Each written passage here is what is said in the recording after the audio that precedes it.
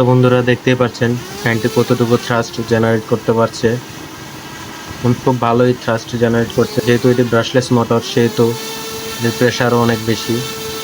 দিয়ে চাইলে খুব সহজে প্লেন বা কোয়াডকপ্টার ড্রোন তৈরি করা সম্ভব। তো বন্ধুরা, এই ভিডিওতে যদি 10,000 ভিউ এবং 500 লাইক হয়, মোটরটি কতটুকু ওয়েট ক্যারি করতে পারে তার টেস্ট করা হবে। যদি ওই ভিডিওতে টেস্টে পাস হয় তাহলে এর মাধ্যমে ড্রোন বা প্লেন তৈরির ভিডিও আপনারা দেখতে পারবেন। এবং আপনারা যারা আমার নিয়মিত ভিডিও দেখেন, আমি আরও একটি চ্যানেল খুলেছি, সেটির নাম হচ্ছে টিএইচভিডি। স্ক্রিনে আপনারা দেখতে পাচ্ছেন।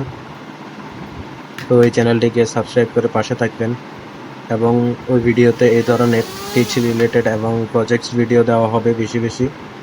সাবস্ক্রাইব করে অবশ্যই পাশে থাকবেন। দেখা হচ্ছে অন্য কোনো ভিডিওতে।